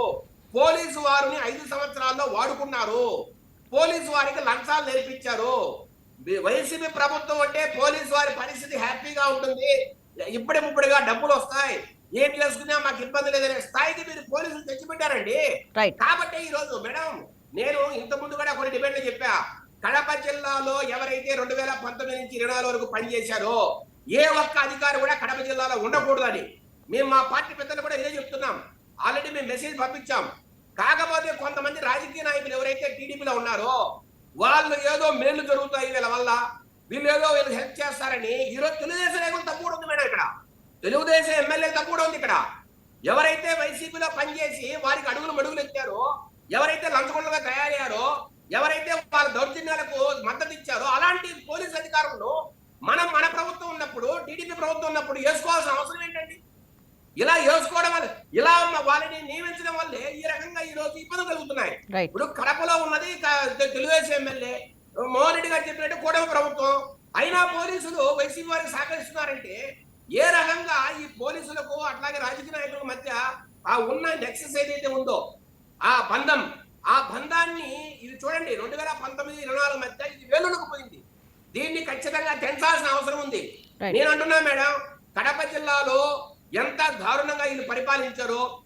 ఇప్పుడు మోహన్ రెడ్డి గారు ఒక మాట అన్నారండి, సిబిఐ విచారణ అడిగిన జగన్మోహన్ రెడ్డి గారు ఎలక్షన్ ముందర కన్నీళ్లు గాల్చినాడు, రకరకాల ప్రెస్ మీట్లు పెట్టాడు. తర్వాత ఆయన ప్రచారంలో కూడా అబ్బా మా చిన్నాన్ని చంపేశారు, నన్ను అనాథం చేశారని మాట్లాడే వ్యక్తి అధికారులకు రాగానే వెంటనే మాకు సిబిఐ విచారణ అక్కర్లేదని మాట్లాడాడు. అంటే ఏం జరిగిందండి? అంటే జగన్మోహన్ రెడ్డి గారికి తెలిసే జరిగిందా మర్డర్? జగన్మోహన్ రెడ్డి గారి సొంత చిన్నాన్న అయినప్పుడు సిబిఐ విచారణ ఎందుకు అడగారండి? మీరు ప్రొద్దున లేస్తే బీజేపీకి ఓటేస్తారు, ప్రొద్దున లేస్తే బీజేపీకి సపోర్ట్ చేస్తారు. అదే సిబిఐ నిజంగా 5 సంవత్సరాల్లో మన నిందితులు పట్టుకోలేదండి. అదే నేను ఇంకోటి అడుగుతున్నా మేడం, ఇప్పుడు సిబిఐ అనే సంస్థ కన్నా పెద్ద సంస్థ ఇండియాలో ఎక్కడైనా ఉందా? వారు అనుకుంటే వివేకానంద రెడ్డిని ఎవరు చంపారనేది పట్టుకోలేరా మేడం? ఇప్పుడు రాష్ట్ర పరిధిలో ఉన్న కేసు కాదు కాబట్టి మేమేం చేయలేకపోయాం. మీరు అడగచ్చు 2 సంవత్సరాల నుంచి కూడా ప్రభుత్వం ఉంది కదా మీరేం చేశారని. మా పరిధిలో లేని ఇష్యూ అది. ఈ రోజు మేడం, ఈ రోజు అనంతబాబు విషయం కూడా కేవలం హైకోర్టు కలగజేసుకొని సిట్టు వేయమనింది కాబట్టే మేడం ప్రభుత్వం ఇన్వాల్వ్ అయింది. రైట్ మేమేమి ఎవరి మీద- అయ్యప్ప గారు, ఎస్ సార్, అయ్యప్ప గారు. ఒక్క నిమిషం. ఇప్పుడు విజయశేఖర రెడ్డి గారు అంటున్నారు కదా, కడపలో డిఎస్పీ ట్రాన్స్ఫర్ చేసినారు, సస్పెండ్ చేసినారు, మార్పించినారు అని చెప్పి. ఎందుకు రాజశేఖర రెడ్డి గారి బహుమతి అయినటువంటి మా పార్టీ అధ్యక్షుడు రవీంద్ర రెడ్డి గారిని అరెస్ట్ చేయలేదని ఏమన్నా సస్పెండ్ చేసినానేమో. మేము డైరెక్ట్ మీ దగ్గరికి వచ్చి వాళ్ళకి రక్షణ కల్పించడం అంటే రక్షణ కల్పించలేదని మీరు వాళ్ళని తీసుకుపోయి సస్పెండ్ చేసినా, ట్రాన్స్ఫర్ చేసినా అంటే మీ అవసరాలకు వాళ్ళు పలకలేదేమో, కాబట్టి మీరు చేసిండొచ్చు. అదేవిధంగా వివేకానంద రెడ్డి గారిని పదే మనం మళ్ళీ దాన్ని రిపీట్ చేస్తున్నారు. వివేకానంద రెడ్డి గారి కేసుకు సంబంధించి సిబిఐ మేము ఒప్పుకున్నామా లేదా? జగన్మోహన్ రెడ్డి గారు ముఖ్యమంత్రి కాకముందు మీరు సిట్ వేసినారు, ఆ సిట్టు మీరు చెప్పినట్టు ఉంటుంది, ఆ సిట్టు సరిగ్గా లేదనే ఉద్దేశంలో భాగంగా అప్పుడు సిబిఐ కోరింది వాస్తవమే. సిబిఐ కోరిన తర్వాత స్వయంగా జగన్మోహన్ రెడ్డి గారు ముఖ్యమంత్రి అయిన తర్వాత రాష్ట్ర పోలీసుల మీద నమ్మకం లేకుండా ఎట్టుంటుంది? నేను ముఖ్యమంత్రిగా ఉన్నప్పుడు పని చేయకుండా ఎట్టపోతారు, ఖచ్చితంగా నేను సిట్టు వేసి నేను న్యాయం చేపిస్తానని చెప్పి జగన్మోహన్ రెడ్డి గారు అన్న తర్వాత న్యాయం చేశారా? అప్పుడు చంద్రబాబు నాయుడు గారు జోక్యం చేసుకొని ఎవరో కనుక్కున్నారా? ఎవరు చంపారు? వివేకానంద చంద్రబాబు నాయుడు గారు జోక్యం చేసుకొని వాళ్ళతో మా మిలాఖత్ అయ్యి అప్పుడు సునీతమ్మను పక్కకు పిలిపించుకొని సునీతమ్మ పాత్ర దాంట్లో కనపడుతుంది అనే ఆలోచన వచ్చినప్పుడు వాళ్ళని లోపలికి తీసుకొని వాళ్ళ మీద కేసు తప్పించి జగన్మోహన్ రెడ్డి గారి మీద డైవర్ట్ చేయాలనే ఉద్దేశంలో భాగంగా ప్రయత్నం చేసినారు. ఆ ప్రయత్నం చేసినప్పుడే సిబిఐకి మేము ఒప్పుకున్నాం. మీలాగా సిబిఐ రాష్ట్రానికే వద్దని చెప్పి కేబినెట్ తీర్మానాలు చేసి రాష్ట్రానికి రానికుండా చేసిన సంఘటనలు మేము జరగల. ప్రతి ఇష్యూలోనూ సిబిఐ కేసు రాజశేఖర రెడ్డి గారి మీద తో పాటు రాజశేఖర రెడ్డి గారి దగ్గర ఉన్నటువంటి సూర్యునితో పాటు జగన్మోహన్ రెడ్డి గారి మీద కూడా సిబిఐ కేసులు మేము వేయించుకున్నటువంటి సందర్భం ఉంది. మీరు కనీసం సిట్ కేసు కూడా మీరు భరించలేని ధైర్యం చేయలేనటువంటి వ్యక్తులు. ఎందుకంటే మీరు తప్పులు చేసింటారు కాబట్టి సిట్ వేసినా కూడా భయపడిపోయి పారిపోయి ఆ ప్రభుత్వం మీద నిందలేస్తారు. మేము ఏ ప్రభుత్వం మీదైనా, ఏ ప్రభుత్వం మాకు ఆపోజిట్ ఉన్నాయి, ఏ ప్రభుత్వం ఏ ఎంక్వైరీ చేసినా అన్ని ఎంక్వైరీలు సిద్ధంగా ఉండి చేసినటువంటి ఘనత మాకు దక్కుతుంది. మీరు ఏ కేసు కూడా అసలు మీ దగ్గరికే రానిరు. అసలు మీరు ముఖ్యమంత్రిగా ఉన్నప్పుడు ఆంధ్రప్రదేశ్ కు సిబిఐ వద్దని చెప్పి రాసినటువంటి వ్యక్తులు మీరు కూడా సిబిఐ గురించి అవసరాలకు వాడుకుంటారు. అయ్యప్ప గారు మాట్లాడుతున్నారు, ఒకసారి విన్నాం. అయ్యప్ప గారు మాట్లాడండి. రైట్ సార్, విజయశేఖర్ రెడ్డి గారు ఒక్క నిమిషం సార్. అయ్యప్ప గారు ఏదో మాట్లాడాలనుకుంటున్నారు, మాట్లాడనివ్వండి. రైట్, అయ్యప్ప గారు కంటిన్యూ చేయండి. అన్నగారు ఒక్క నిమిషం. ఇక్కడ అనంతబాబు గారు బెయిల్ నుంచి బయటకు వచ్చిన తర్వాత అతను ఊరేగింపుగా ఏదో పెద్ద ఘనకార్యం చేసినట్టు బెయిల్ నుంచి వచ్చిన తర్వాత ఊరేగింపుగా బాంబులు కాల్చుకుంటూ దండలు వేసుకుంటూ తీసుకొచ్చారు. ఇటువంటి విష సంస్కృతి చేయటం అనేది ఎంతవరకు సబబు? మొన్న మోడీ గారు ఒక చట్టం తీసుకొచ్చారు. ఎవరైనా సరే అత్యాచార రాజకీయాల్లో ఉంటే ఖచ్చితంగా 30 రోజులు కనుక జైల్లో ఉంటే వాళ్ళని శాశ్వతంగా పోటీ చేయకుండా వాళ్ళ అధికారాలు, ఇప్పుడు ఎమ్మెల్సీ ఉంటే ఎమ్మెల్సీ సస్పెండ్ చేయడం, అలాగే స్పీకర్ కి విచక్షణ అధికారాలు ఇచ్చి వెంటనే వాళ్ళని చట్టసభల నుంచి వాళ్ళ ప్రాతినిధ్యాన్ని తొలగించే విధంగా చట్టాలు చేసుకొచ్చారు. ఆ బిల్లు ముసాయిదా ఇంకా రాష్ట్రపతి ఆమోదం పొందలేదు. అటువంటి బిల్లులు తక్షణమే రావాల్సిన అవసరం కూడా ఉందండి. ఎందుకంటే ప్రజాస్వామ్యంలో ప్రజల్ని విచక్షణారహితంగా చంపేయడం, ఆ అధికార బలంతో మళ్ళీ మేనేజ్ చేయడం, ఇవన్నీ జరుగుతున్నాయి. ఏదైతే గంజాయి కేసు కింద సృష్టీకరించి ఏదైతే రియల్ ఎస్టేట్ లో వచ్చినటువంటి వివాదాల కారణంగా పెద్దాస్త్రి గారు చనిపోయారు, చంపబడ్డారు. ఫస్ట్ సారి అతన్ని ఈ పోలీసులు నిర్లక్ష్యం ఎక్కడంటే ఆసుపత్రికి వెళ్ళారు గాయాలతో. అక్కడ ట్రీట్మెంట్ ప్రథమ చికిత్స పంపించి ఎమ్మెల్సీ రాసి బాధితుల నిందితులను ఎవరైతే ఉన్నారో వాళ్ళని అరెస్ట్ చేస్తుంటే మళ్ళీ ఆసుపత్రికి వెళ్ళి పట్టపగటాల ఆసుపత్రికి వెళ్ళి చికిత్స పొందుతున్నటువంటి ఒక రోగిని చంపేయడం అనేది ఎంతవరకు సమంజసం? అలా మన ప్రజాస్వామ్యంలో ఉన్నామా? ఇటువంటి ప్రభుత్వ వైఫల్యమే కాదా? దాని గురించి చెప్పండి అయ్యప్ప గారు. ప్రభుత్వ వైఫల్యం ఉందా లేదా? నేను ప్రభుత్వ వైఫల్యం ఉన్నది ఆయన అదే చెప్పారు కదండి. అక్కడ ఎమ్మెల్యే గారు తప్పు ఉంది, పోలీసులు తప్పు ఉన్నదని చెప్పి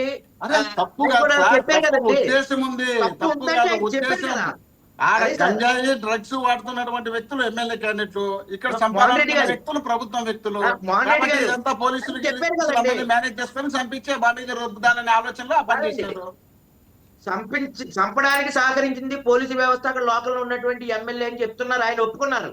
కానీ చంపిన వ్యక్తులు కూడా కడప డిప్యూటీ మేయర్ నిత్యానంద రెడ్డి గారు ఉన్న సంబంధం ఉంది.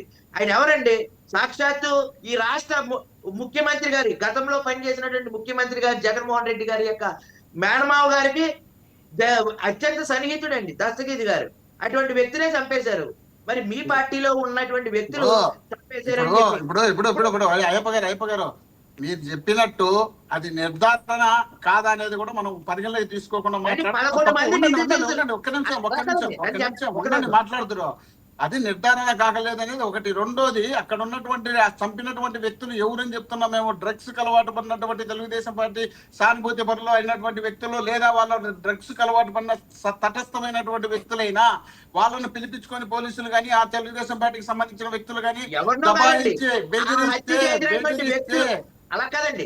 ఆ హత్య చేసినటువంటి వ్యక్తుల్ని విచారించి వాళ్ళ కాల్ డేటాలని రికార్డ్ చేసి వాళ్ళకి షెల్టర్ ఎవరు ఇచ్చారు, ఎక్కడ ఉన్నారు, ఎన్ని గంటల ముందు ఈ రక్కీని ఎవరించారు, ఎలా జరిగిందని చెప్పి పూర్తి స్థాయిలో విచారిస్తే అందులో ఉండేటువంటి A1 నుంచి A11 వరకు 11 మంది నిందితులు అరెస్ట్ చేస్తే అందులో A1 A2గా ఉన్నటువంటి 2 నిందితులు రాజా వాళ్ళు కూడా ఈ హత్య మొత్తం పూర్తిగా రెక్కి నిర్వహించి మొత్తం షెల్టర్ ఇచ్చి శ్రీకాకుళంలో షెల్టర్ ఇచ్చారు. కాల్ డేటాలు CDRలు ఇవన్నీ ఫైల్ చేసిన తర్వాత A13 కింద నిత్యానంద రెడ్డి గారి పేరు అనేది ఇన్వాల్వ్ చేశారు. సాక్ష్యాలు లేకుండా నిర్ధారణ మనం మన ఇష్టం వచ్చినట్టు మనమే ఆరోపిస్తున్నాం. ఎక్కడ వాళ్ళు షెల్టర్ ఇచ్చినట్టు, ఎక్కడ ఈ ఫోన్ డేటా ఉన్నట్టు, ఇవన్నీ ఎక్కడ బయటికి తీలే, బయటికి చూపిలే. వాళ్ళు నోట్తో చెప్తున్నారు. నోట్తో చెప్పేటప్పుడు అధికారులు వాళ్ళు చెప్తారు. ఒకటే ఇప్పుడు పోలీసులు సబ్మిట్ చేస్తారు.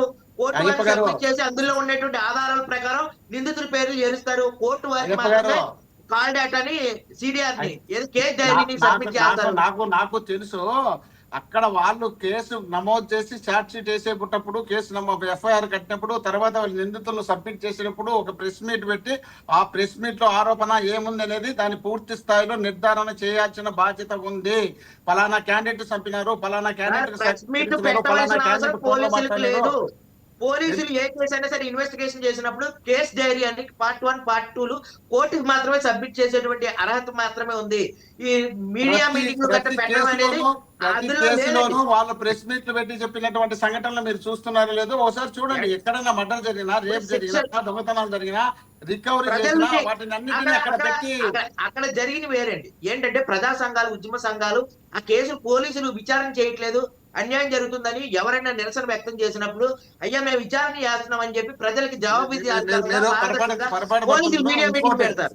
ఇంకోటి అయ్యప్ప గారు, మీరు ఇంకోటి తెలుసుకోవాల్సిన అవసరం ఉంది. ఎందుకంటే మనకు తెలిసిందే మనం మాట్లాడేదానికన్నా తెలుసుకోవడం కూడా అవసరం. అక్కడ మీరు చెప్పినట్టు రియల్ ఎస్టేట్ బ్రోకర్ గా పనిచేసినటువంటి పెద్ద దస్తగిరికి సంబంధించినటువంటి 100 కోట్లకు సంబంధించినటువంటి డాక్యుమెంట్స్ ఉన్నాయి. ఆ డాక్యుమెంట్స్ వీళ్ళందరికీ బినామీ అన్నట్టు మీరు నేను అందరం చెప్తున్నారు కదా. చెప్పినప్పుడు ఎవరైనా సంపదలుచుకున్నటువంటి వ్యక్తులు మీరే అనుకోండి, మీ భూమి నా దగ్గర, నా అసిస్టెంట్ దగ్గర మీ భూమికి సంబంధించిన డాక్యుమెంట్లు ఉన్నాయి. మీరు ఆ డాక్యుమెంట్ సేకరించుకోవాలంటే అతను సంపాలనుకున్నప్పుడు డాక్యుమెంట్ సేకరించుకున్నాక చంపుతారా, చంపి మళ్ళీ పోలీసులు పోయినాక డాక్యుమెంట్స్ న్యాయం చెప్పుకుంటా తిప్పుకుంటారా? కాబట్టి ఇది ఇక్కడ తప్పు జరిగింది. ఎక్కడ తప్పు జరిగింది? ఇంకోటి కూడా అనుకోవచ్చు కదా, అతను డాక్యుమెంట్లు ఇవ్వకపోవటం వల్లే చంపుండొచ్చు కదా. అందుకనే తెలుసుకొని మాట్లాడండి అంటున్నా. వాళ్ళు కొంచెం ఆగండి. హాస్పిటల్ కు వెళ్ళేటప్పుడే పోలీసులను ఆశ్రయించిన విషయాన్ని మీరు మర్చిపోయి దాచిపెట్టి పక్కన పెట్టి మళ్ళీ డాక్యుమెంట్ కోసం చంపినారంటే ఎట్లా? ఆల్రెడీ చెప్పినాడు కదా, నాకు ప్రాణహాని ఉంది, రక్షణ కావాలని చెప్పినటువంటి వ్యక్తిని చంపిస్తాంటారంటే మళ్ళీ దాని గురించి మళ్ళీ ఎవరో డాక్యుమెంట్ డాక్యుమెంట్ల కోసం మీరు అడిగిన పాయింట్లే నేను స్టాండ్ అయ్యి ఉన్నా. డాక్యుమెంట్ల కోసం ఎవరైనా తీసుకుంటారు తప్ప చంపుతారా, తీసుకున్నాక చంపుతారు కదా అన్నారు. మీరు అలా డాక్యుమెంట్లు ఆయన ఇవ్వట్లేదనే కూడా చంపుండొచ్చు కదా అని విజయశేఖర్ రెడ్డి గారు మీరేమంటారు సార్? ఇప్పుడు మీరు అన్నట్టు డాక్యుమెంట్స్ నాకు సంబంధించిన నీకు సంబంధించిన మోహన్ రెడ్డి గారు ఒక్క నిమిషం ఆగండి సార్. మోహన్ రెడ్డి గారు మోహన్ రెడ్డి గారికి తప్పదు మేడం. ఆయన వైసీపీకి చెందిన సీనియర్ నాయకుడిగా ఆయన ఖచ్చితంగా వైసీపీని మేడం. రవీంద్రనాథ్ రెడ్డి గారు ఎట్లాంటి వ్యక్తి, ఎంత నేరమయ సామ్రాజ్యాన్ని సృష్టించిన వ్యక్తి. అసలు రవీంద్రనాథ్ రెడ్డి గారిని కడపేనా, ఎక్కడో తాడిపత్రి నుంచి వచ్చిన వ్యక్తి. ఆ రోజు అతని చేతిలో చిల్లి గవ్వలేదు. రాజశేఖర రెడ్డి గారు ఆ ఇంట్లో పెళ్లి చేసుకోకపోతే వీళ్ళు ఎవరో కూడా ఎవరో తెలియదు మేడం. రామాంజన్ రెడ్డి అని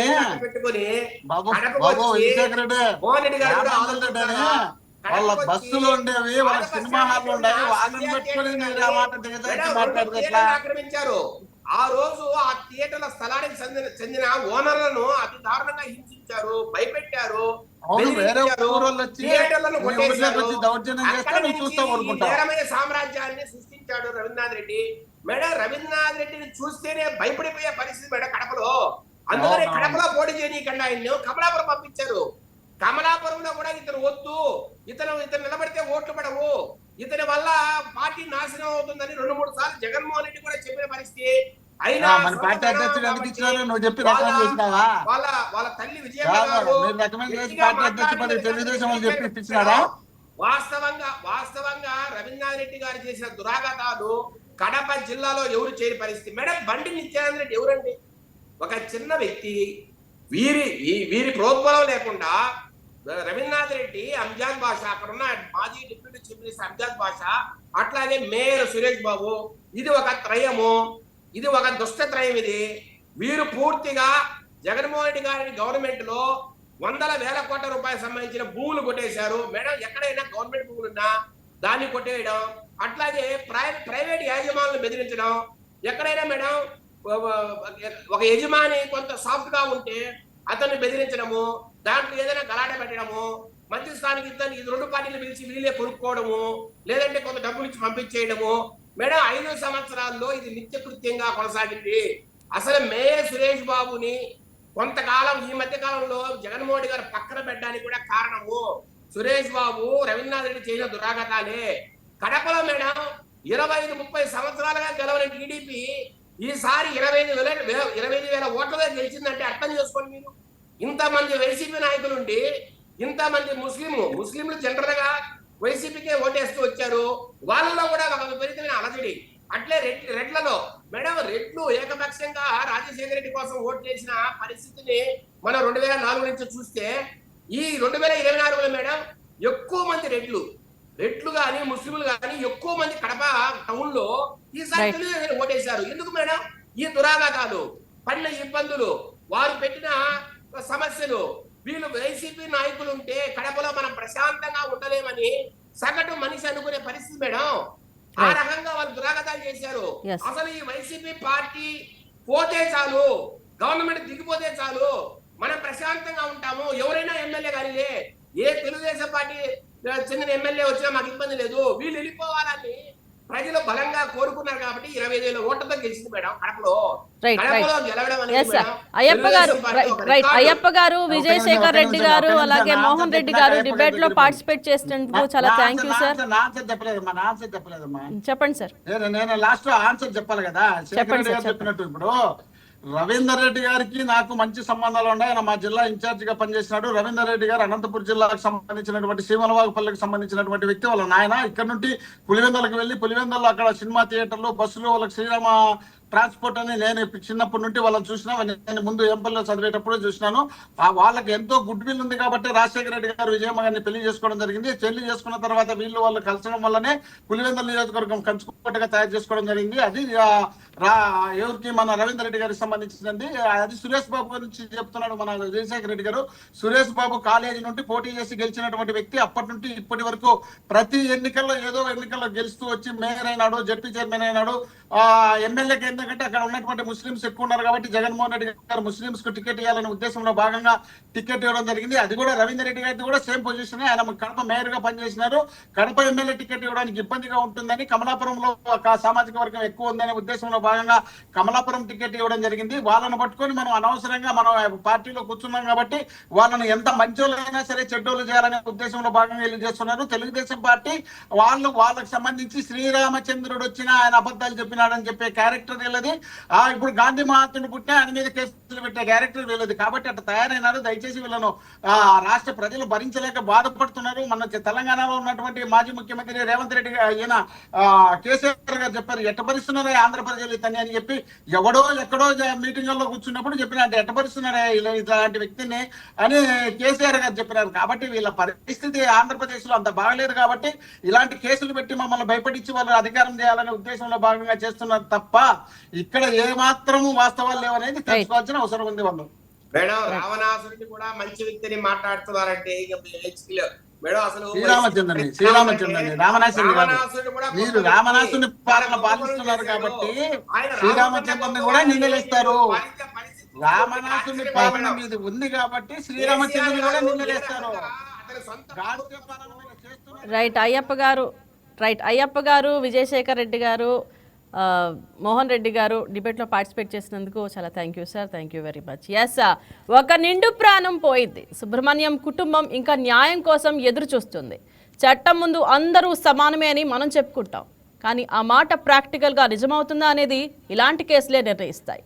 ఈ కేసు కేవలం అనంతబాబు గురించే కాదు, ఇది వ్యవస్థపై ప్రజల నమ్మకాన్ని నిలబెట్టే పరీక్ష. సాక్షులు భయపడకుండా మాట్లాడే పరిస్థితి ఉండాలి. పోలీసులు ఒత్తిళ్లకు లోనవ్వకుండా పనిచేయాలి. కోర్టులు వేగంగా న్యాయం చేయాలి. నేరం చేసిన వారు ఎవరైనా సరే వారికి శిక్ష పడాలి. అదే నిజమైన న్యాయం. That's all for now. Keep watching YK TV. ఇది తెలుగు వారి